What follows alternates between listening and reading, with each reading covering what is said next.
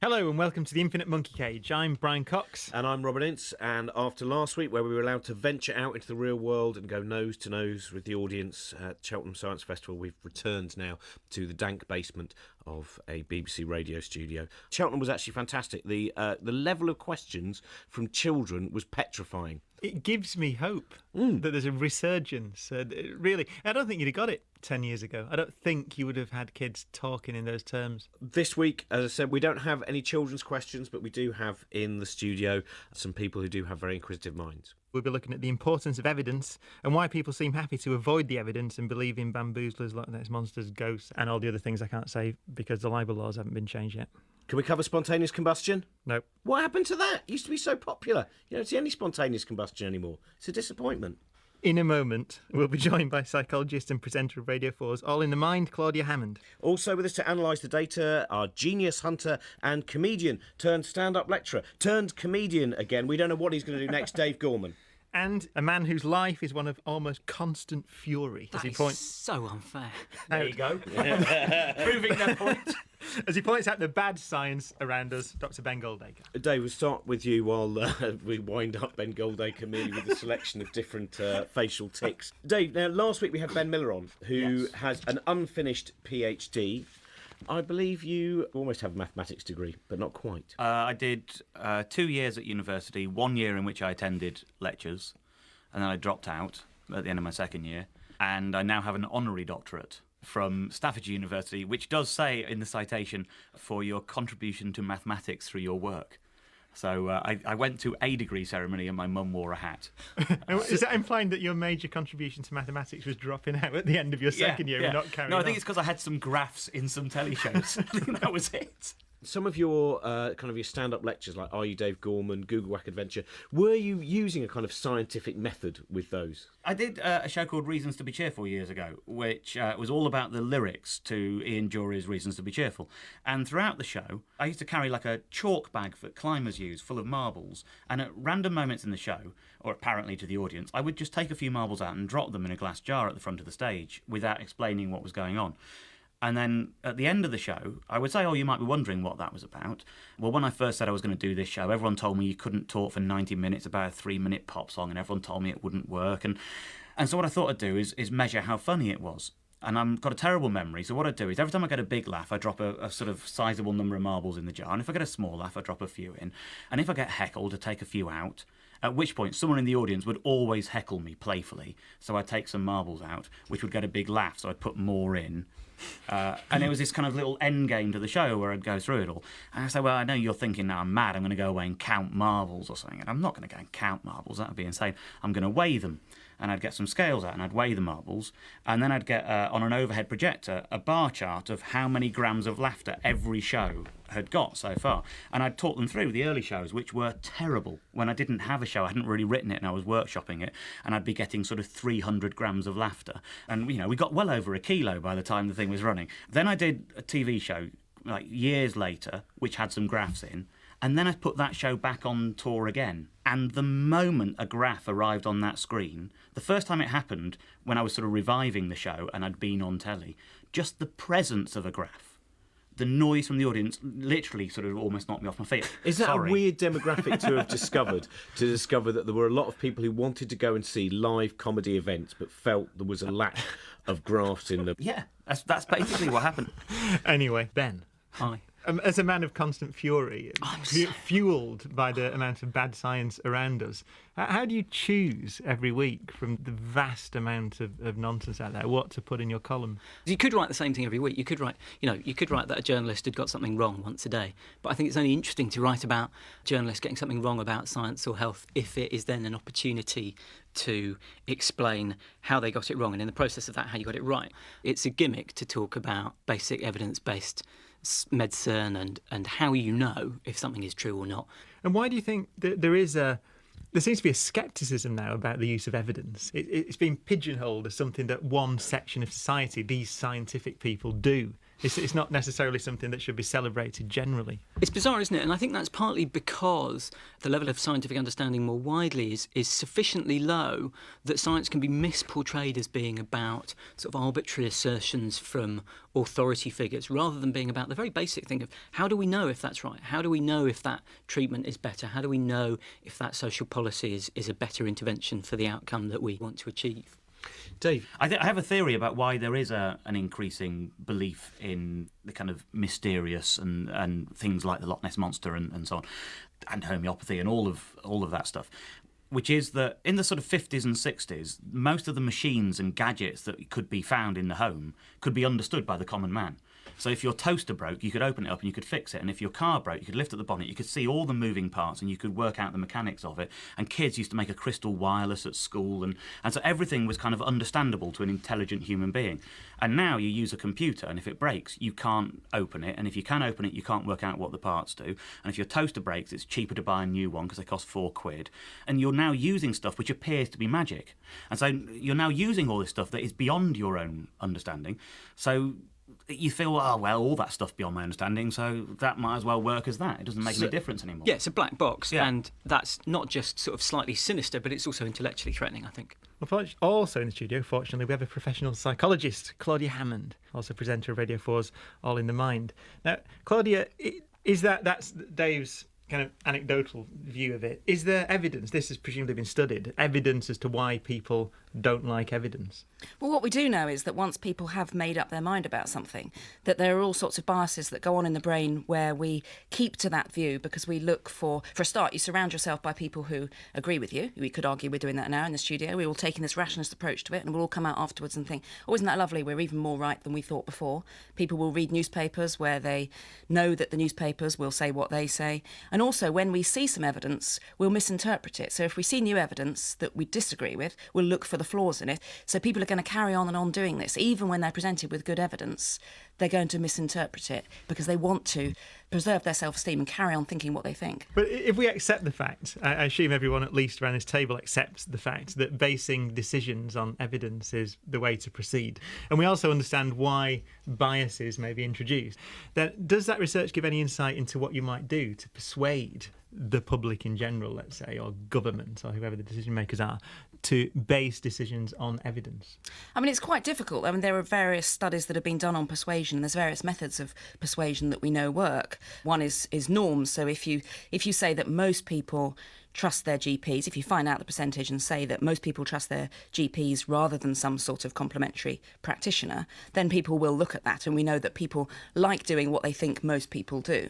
The famous study about this involves, towels in a hotel room and trying to get people to keep their towels for more than one day. In one room, instead of having that normal sign which says, up to you, hang your towels up if you want to keep them for a day, put them in the bath if you want them thrown away, they put up a sign saying, something like 74% of people who use this room kept their towels for more than one day. And then we think, oh, that's good. I'll do that. Most people did that. They have to be people like you, which fits in with your hotel room because you think, oh yeah, the people in my room, they're a bit like me. They kept it, so I'll do it. So what you'd have to do is try and, if you were going to use norms for that, you'd have to try and find some way of saying most people do want to look at the evidence.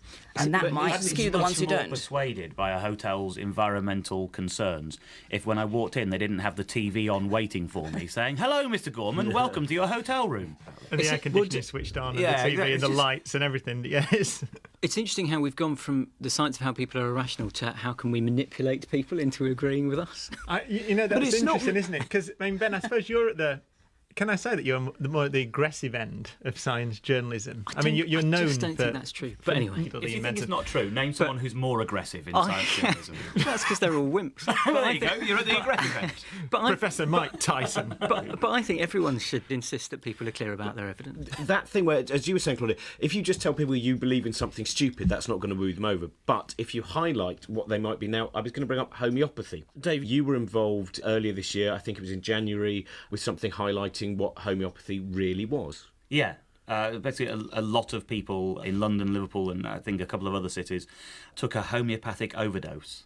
So lots and lots of people went and bought homeopathic pills and swallowed the whole packet in one go to see if anyone had an overdose. Shouldn't it have been a mass underdose anyway? Well, yeah, this is where I think some science has led some people to believe there's something in it. We all sort of know about how a little bit of a bad thing makes a good thing. You know, that's somehow lurking at the back of our high school science brains.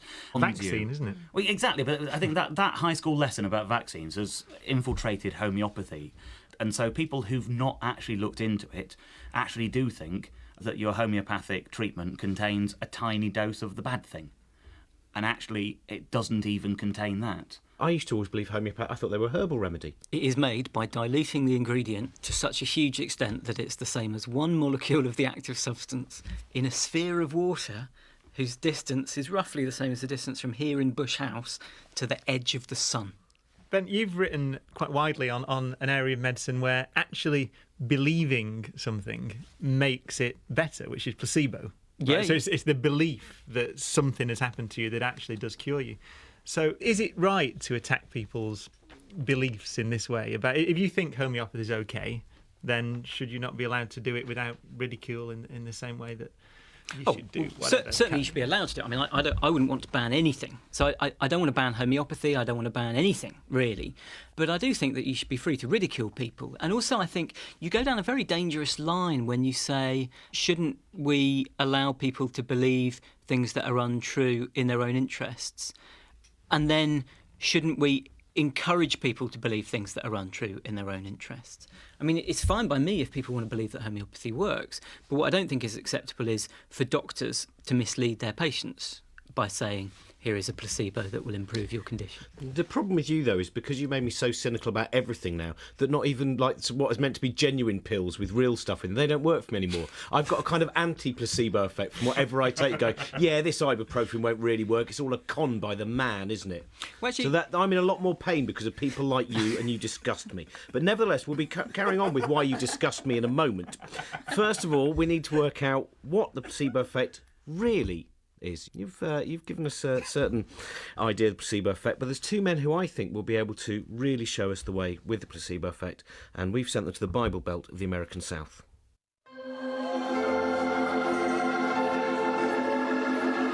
You say you are blind, brother? Yes, sir, since I was a baby. Let me lay my hands on you, brother. Oh, praise be. I place my hands on you and I say, leave this man's body infirmity. Leave its sickness. By the power invested in these hands, I say, heal, heal. I can see. I can see. Tell them, brother, testify. I can see. Oh, praise the Lord. Yes, praise the... Who's that now? The Lord Jesus Christ.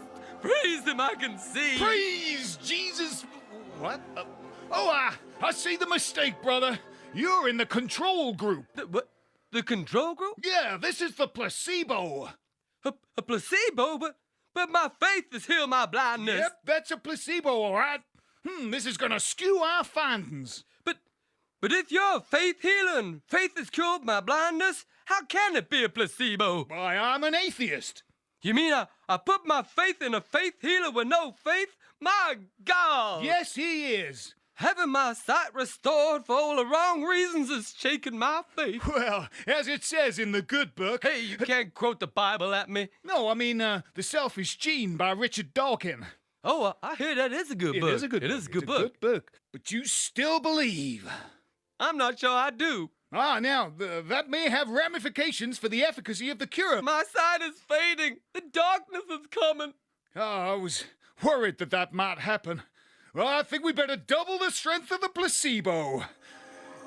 Almighty Lord Jesus, come and heal the eyes of this begotten Son. I command thee to heal him and do some other stuff I can't think of right now. There we are, the placebo explained through sketch. Dave, I wonder, because obviously everyone here might appear to be, we're all very smart, but I'm not. I'm an idiot. No, I'm an idiot as well. And Yeah. I've believed rubbish, certainly in when I was a child, about the same age as you. You were a little bit younger, but we were brought up in that kind of environment of the Unexplained magazine, of spontaneous combustion and all manner of weeping 40 statues. times and all that. Does that ever fight against your desire to be a rationalist and inside going, oh, that 10-year-old boy who looked at those pictures going, I think it is a monster. I think that is Bigfoot. I think conspiracy theories are really fun.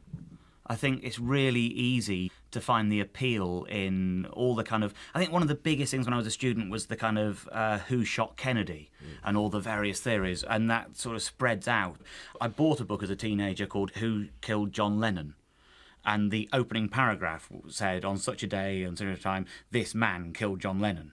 That was the opening paragraph. And what's the title of this book? What on earth is going on? With all that kind of like this mystery, and it was about sort of Marilyn Monroe. You could get sucked into any conspiracy theory, and did man walk on the moon? And all of that is part of the same thing that makes some people think that the Loch Ness Monster might exist, or that ghosts might exist, and all that kind of... It just appeals to the same part of your brain, I think. But do you find it a duller world? Because, I mean, that's the thing that a lot of people say, go, oh, doesn't it make it all a little bit dull if there aren't monsters and magic things in trees? Who's going to answer Robin? Because everybody sat there with their heads in their hands. No, but that's right. No, but that's exactly the reason I'm asking the question. It's what people think. There are those who just go, but isn't it a more special world if there are Bigfoot, monsters, etc., and all these different magical things? So what is the fight against that? In fact, Claudia, how do you battle against that? Well, I think we shouldn't ignore pleasure. As you say, you were saying, Dave was saying what fun it is, and that it was fun looking at those pictures and deciding, is that a bit of monster? Yes, I think it is.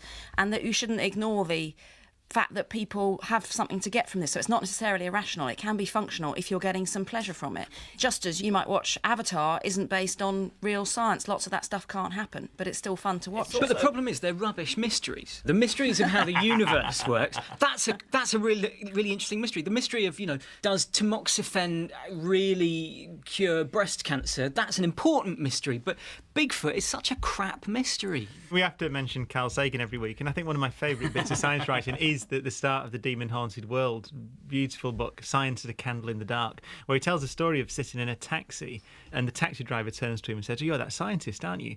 And he says, yes, you can say, yes, I am, in a Carl Sagan book. Yes, I am, that scientist.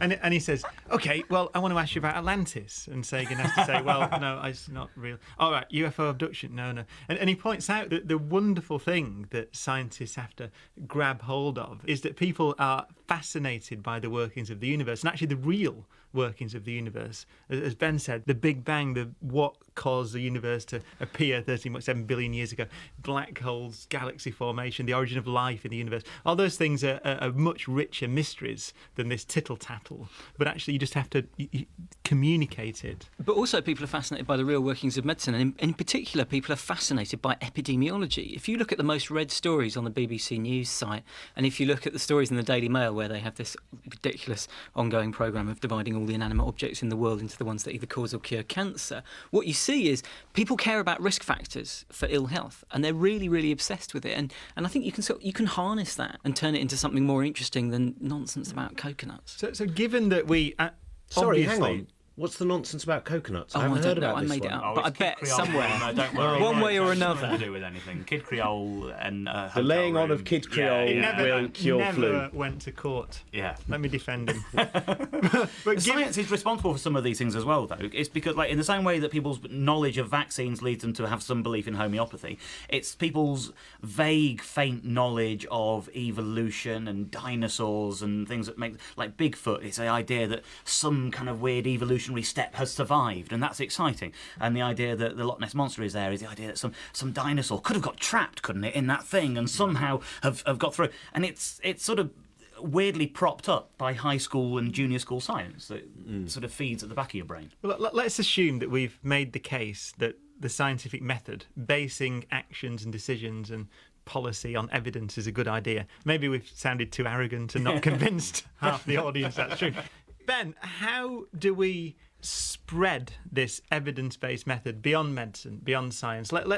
Should it be applied to things like social policy? How do we make politics more scientific? Absolutely, we should do that. And what I find interesting is when you try and argue with a judge about whether we should do randomised controlled trials of what sentence you give to a heroin addict who's just stolen a video recorder, they will come back with the same kind of arguments against you that a homeopath would, or that a doctor would have in the 50s. And actually, you can do randomised trials of things like what sentence you give in criminal justice as easily as you can do a randomised trial of a pill. Because you look at the outcome after that person is released from prison or community service, and see if they reoffend, for example. Absolutely. So first of all, you have to define what outcome you're interested in. And if you ask a judge to do that, as I have when they're sort of drunk at weddings at 10 o'clock at night, they just laugh in your face, because actually people don't have a clear idea of what the objective is when they sentence at all. But if you pin people down and you get to say, well, when we sentence a heroin addict who's stolen a whole load of video recorders, our objective is we want to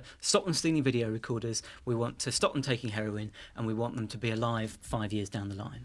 So you go, OK, you've got two sentencing options. You can either give compulsory drug testing and treatment orders, or you can give a custodial sentence. And these are the two options open to judges. So why not take a whole bunch of people where you don't know which sentence would be the best, randomise them, 100 of them get the DTTO, 100 of them get the custodial sentence, and then 5 years later we'll follow them up, and then we'll know which is best. And you could do this for so many things in criminal justice. We don't know, for example, about whether early release is risky. We don't know what the offending rate is afterwards, particularly because we only know the offending rate from the people in prisons, and judges and so on have decided to let go. What they should actually be doing is identify 200 people who they're willing to think about letting out on licence towards the end of their sentence because of overcrowded prisons, and then only let 100 of them go, keep the other 100 in, and compare the recidivism rate between the two groups. And by doing that kind of thing, which you can do on education policy, which you can do all kinds of things, you would actually find out what works best.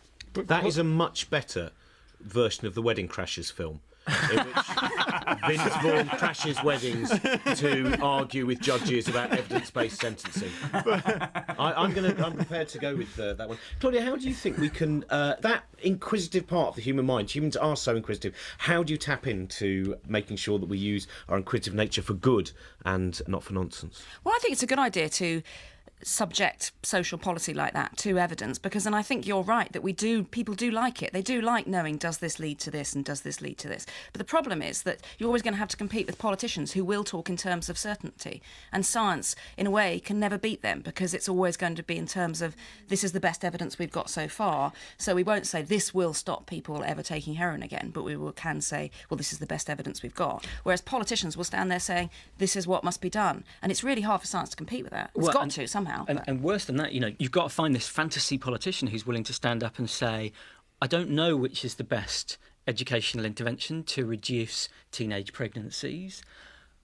I'll try this in half the schools, I'll try something else in half the other schools, and we'll know the answer in about 15 years' time, by which time I will be long gone. That's a big ask. Experimented on, though, do they? In a weird way, I think people want the world to be fair, and so we'd rather all our children got a bad education than some of them got a good education and some of them got a bad education in pursuit of furthering our knowledge of education. I think that's a failure of education, or rather a failure of people like me to communicate, because you only do trials if you don't know which the best educational intervention is to reduce teenage pregnancies. So it's not as if you're giving somebody the one that works and somebody one that doesn't, because you don't know which one works. So nobody's getting the one that works. Still think, I'm a twin, and if my mum had been told one of your boys is going to have this system or one of them's going to have that one, because we know everything else is the same because they're twins, and we'll see which one comes out better, she would have thought, oh no, I don't care which one's better. I don't want one of them to have a different education to the other. I want it to be fair. It's very interesting. But the other problem at the other end of the scale is the people who are ostensibly in charge, whether they're politicians, judges or doctors, are actually very resistant to the idea that what they think they're doing is right, and they don't want that to be tested on. And Archie Cochrane, who is the great-grandfather of evidence-based medicine, described in his fantastically titled autobiography, Non-Random Reflections on Healthcare, described these huge arguments that he would have with very senior surgeons. And he'd say, what's the best treatment for breast cancer? And they go, you've definitely got to remove the breast, clear the lymph nodes and do this huge operation. And you go, well, how do you know? Because this guy down the road says you only have to cut the lump out. And they go, well, I'm the biggest expert in the world. And he goes to the other guy, and the other guy would say, you just got to cut the lump out. And the other guy's an idiot. And he got them all in the same room and said, well, what do we do? You all think that you're right. We've got to do a trial. And it was so hard that he spent decades having to get himself involved in some genuinely quite serious mischief, right? So in 1971, he ran a trial on whether coronary care units, sort of specialist cardiac care units in hospitals, had better outcomes than people being treated at home. And the results of this aren't applicable to today. CCUs are much better now. But he did this big trial, and everybody came together for the results, and he said to all of these senior cardiologists, well, we've just got the results in, and I'm afraid it looks like you were right. The people who went home and were treated at home, they did much worse. They died at a much faster rate than the people in CCUs. And all of the cardiologists said, well, this is ridiculous. Well, I'm glad we did this trial, but this is ridiculously unethical. We should stop the trial immediately. We've got the answer. We should stop it right now. At which point Archie Cochrane said, only kidding. The ones in the CCU are dying faster. And they all got really angry. And it was, it took that level of mischief and advocacy to get it happening in medicine only sort of 20, 30, 40 years ago. I think this goes to the heart of the matter, actually, because scientists, myself included, are often accused of being arrogant because it can seem as if, I'm sure on this show it seems as if, we're saying this is the way to proceed. And I think it is that feeling that you have no authority when you're faced with nature. Right, there's a very famous quote from Richard Feynman, the great physicist, who says this. He says the key to science, it doesn't matter what your name is, it doesn't matter how important you are, what titles you've got. If your opinion disagrees with experiment or nature, you are wrong. And is that one of the difficult things for people to accept, that authority counts for nothing in science? I think rather than a bit sounding didactic and that thing you're saying, oh, you're scared of this show, making it sound like we all know this is how you're meant to proceed, it's trying to convey the idea that the way you should proceed is inquisitively and with suspicion that you might be wrong. Absolutely. And if that sounds less arrogant and is more healthy. I think Ben's main point, This is surely, with obviously Archie, gonna be facetious. with Archie Cochrane, was going to be the fact that there should be more prank-based evidence. So it starts with Ben leaping out of a wedding cake, surprising the judge, holding a judge hostage. Yeah, that works for me. I think that gets science into the public domain. Yeah. Sorry, Brian, you've got something probably far more serious to say than that. All I have to say is that's all we've got time for. So thanks to our guests, Dave Gorman, Ben Goldacre and Claudia Hammond. And we've had some lovely feedback from last week's show, apart from one that we'll ignore. I think Brian's quite self-effacing. But Mark Tuckett would like to take you to task over your explanation of infinity last week. He writes, quite disappointed to hear Professor Cox's rather dismissive attitude to infinity in the first episode. An infinite cage need not be impossible because there is no room for space outside of it. I draw your attention to infinite set theory. He's actually exactly right. We were talking about there being nothing outside of an infinite cage, but there are different kinds of infinity, as Cantor's diagonal slash argument was famously used to show that there are more decimals than there are real numbers. So whole numbers. So you can go 1, 2, 3, 4, 5, 6, all the integers down a table, and you can show that there's at least one more decimal than that. Does that now make this the infinity plus one monkey cage? No, that one's actually like the equivalent of Hollyoaks later. That's the very saucy version. Next week, we've been let out of the cage once again, and we'll be going where no other science-based radio show has been before, all the way to London's South Bank, with a special edition of the programme recorded as part of the Royal Society's 350th anniversary celebrations. We'll be joined on stage by Jonathan Ross, comic book genius and shaman Alan Moore, and string theorist Brian Greene to discuss where science fiction meets science fact.